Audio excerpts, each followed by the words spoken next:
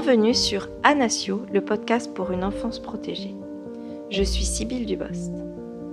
Dans cette série sur le stress et le trauma, découvrez des informations en vue de faire de la prévention et également pour aller sur le chemin de la guérison. Nous avons abordé les notions de stress, car à l'origine du trauma, il y a le stress.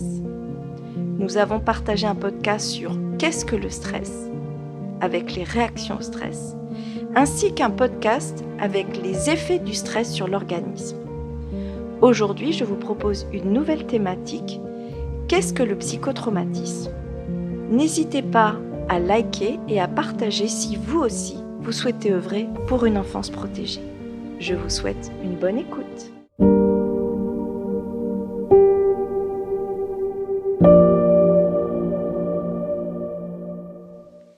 Qu'est-ce que le psychotraumatisme ? Nous aborderons tout d'abord une définition du psychotraumatisme, selon les manuels officiels de psychiatrie, et nous verrons ensuite des éléments pour aller plus loin sur qu'est-ce que le psychotraumatisme, en parlant des événements traumatiques, des réactions face au psychotraumatisme et des symptômes qui peuvent être développés. Alors, qu'est-ce que le psychotraumatisme ? Il s'agit d'un trouble psychique développé par certaines personnes après avoir vécu ou après avoir été témoin d'un événement menaçant.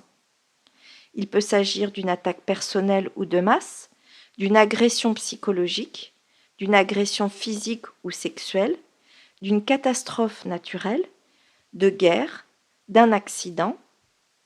Et lors de cet événement, la personne s'est sentie menacée pour sa vie et ou son intégrité physique et psychique. Dans le psychotraumatisme, pour aller plus loin dans la définition, il y a le mot trauma. Trauma vient du grec et signifie blessure. Il s'agit en fait d'une blessure émotionnelle profonde observée chez des personnes ayant échappé de peu à la mort. Donc, le psychotraumatisme et le trauma, c'est l'intégration dans le cerveau d'une menace externe, contrairement au stress que l'on avait défini dans le précédent podcast, qui lui exerce une pression sur le cerveau et sur l'organisme. Dans le trauma, c'est l'intégration de cette menace dans le cerveau.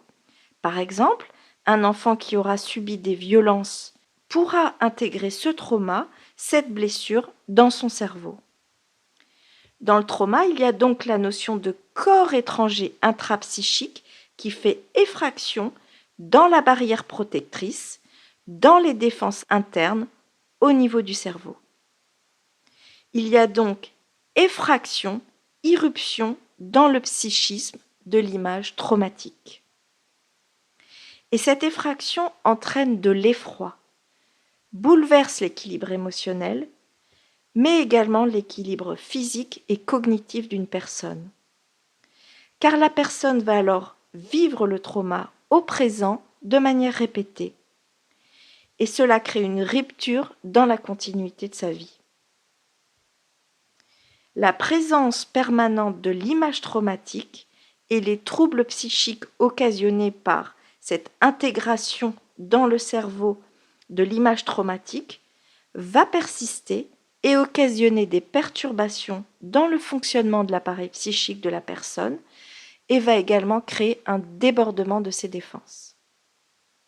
Donc le psychotraumatisme, c'est la confrontation directe ou indirecte et inimaginable avec le réel de la mort, de soi, de l'alter ego, et ce en tant que victime directe, en tant que témoin ou en tant que proche, selon la définition des manuels internationaux. Et cette confrontation avec le réel de la mort est vécue dans l'effroi, dans l'impuissance et l'horreur qui ne laissent pas le temps d'avoir peur. Il y a un moment arrêt sur image avec absence d'affect, absence de mots, absence de pensée et absence de représentation de l'inconscient. Ce qui peut expliquer la difficulté de mise en mots de ce qui s'est passé par la personne traumatisée. Il peut néanmoins en rester des choses, notamment une perception et une sensation. Une perception même sensorielle. Il peut en rester par exemple une odeur, un bruit. Voici donc pour la définition du psychotraumatisme, et ce, de manière officielle, selon les manuels internationaux comme le DSM-5 sur le sujet.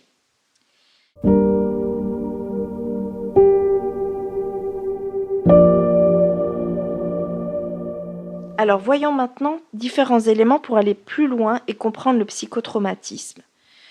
Pour qu'il y ait psychotraumatisme, à l'origine, il faut qu'il y ait un événement traumatique.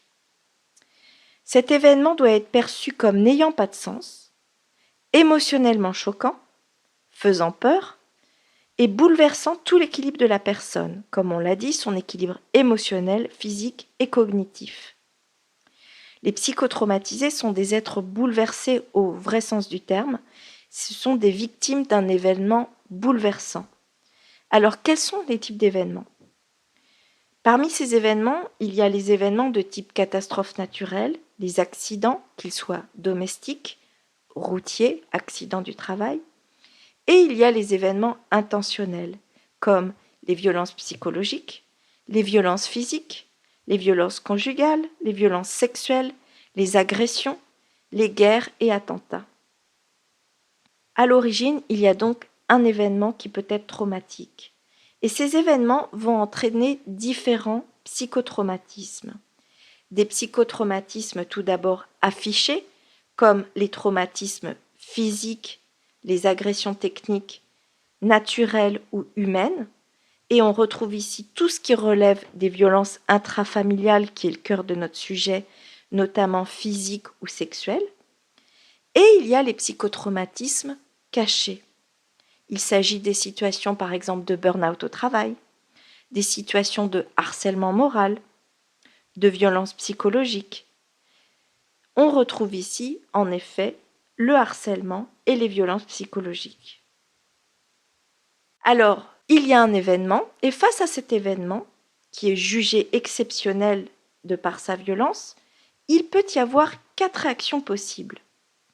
L'agitation, la fuite panique, la sidération et l'activité automate. Prenons des exemples. L'agitation très forte. La victime, par exemple, suite à une agression, peut éprouver du désarroi, de la colère et un sentiment d'angoisse intense. Deuxième réaction possible, la fuite panique, c'est-à-dire que c'est la fuite sans choix logique.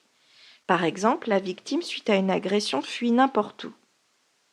La sidération, c'est quoi ?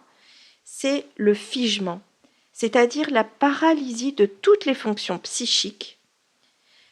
Exemple, la victime, suite à une agression, est dans l'impossibilité de bouger, de penser, de parler.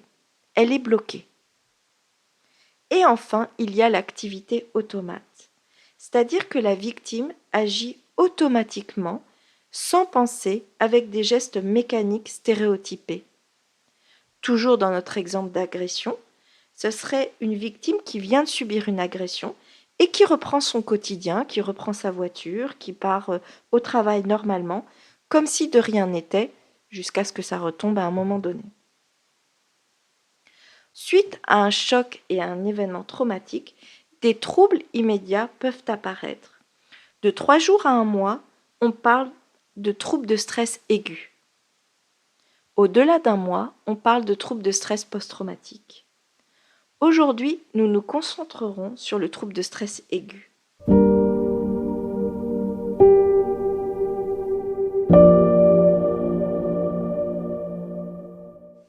Il comprend 9 symptômes. Tout d'abord, les troubles dissociatifs. C'est-à-dire que, initialement, il y a un état d'hébétude, de figement et de sidération suite au choc de l'événement traumatique.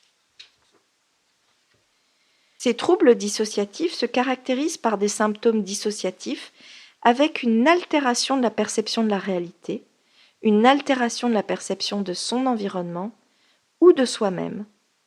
Il y a en effet un rétrécissement du champ de conscience et de l'attention, une impossibilité d'intégrer les stimuli, une dépersonnalisation et un temps vécu au ralenti.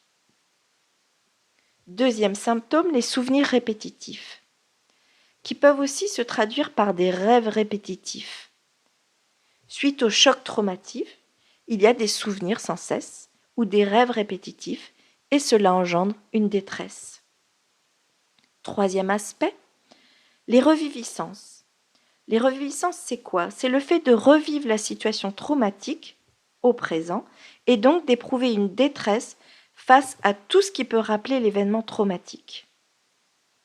Dans le cas de violence, si un enfant est victime de violence conjugale et qu'il voit deux adultes autres se crier dessus, il peut être victime de reviviscence. Ça peut lui rappeler la situation traumatique. Autre symptôme, l'évitement. L'évitement, c'est quoi? C'est le fait de vouloir éviter tout ce qui peut rappeler l'événement traumatique. Éviter des personnes, éviter des situations, éviter des lieux qui rappellent l'événement traumatique. Autre symptôme, l'incapacité à éprouver des émotions positives. Autre symptôme encore, l'amnésie partielle du trauma. Oui, quand il y a trouble de stress aigu, il peut y avoir amnésie partielle du trauma.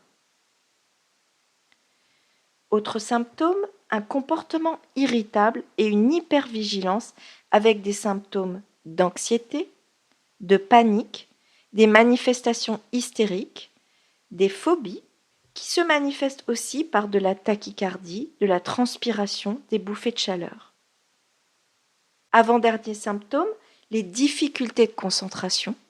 Quand on a vécu un événement traumatique et que l'on subit un trouble de stress aigu, on peut avoir des difficultés à se concentrer. Et enfin, il y a les réactions de sursaut exagérées. Quelqu'un sonne à la porte, la personne qui aura été traumatisée peut sursauter au bruit de la sonnerie à la porte. Les symptômes varient. À l'état d'hébétude initiale peuvent succéder des symptômes dépressifs ou anxieux, une crise de colère, un sentiment de désespoir, une hyperactivité ou encore un repli sur soi. Ces symptômes sont propres à chacun.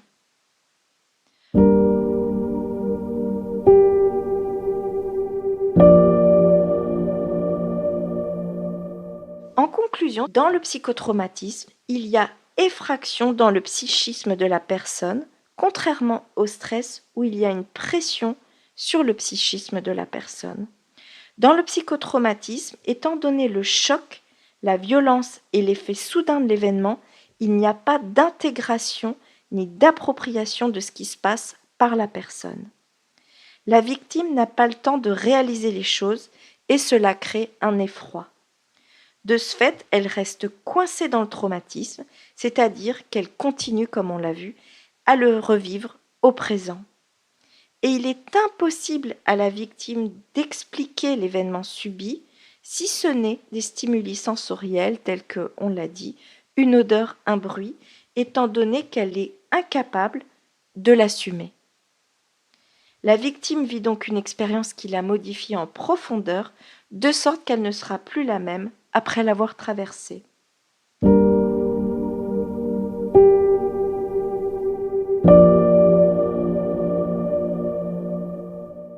Pour une enfance protégée, c'est l'enfant au cœur du sujet. Le psychotraumatisme touche bien évidemment également les enfants, et ce depuis tout petit, soit parce que l'enfant est lui-même victime directement, et même tout simplement en étant témoin. Le psychotraumatisme est aussi transgénérationnel, et ce sur 3 générations. Les enfants sont donc également impactés. De 3 jours à 1 mois, on parle de troubles de stress aigus. Au-delà d'1 mois, on parle de troubles de stress post-traumatique. Et le trouble de stress post-traumatique touche également les enfants. Je vous donne rendez-vous dans le prochain podcast pour en parler. Merci à toutes les personnes qui nous écoutent. N'hésitez pas à vous abonner, à liker et à partager si vous aussi vous souhaitez œuvrer pour une enfance protégée.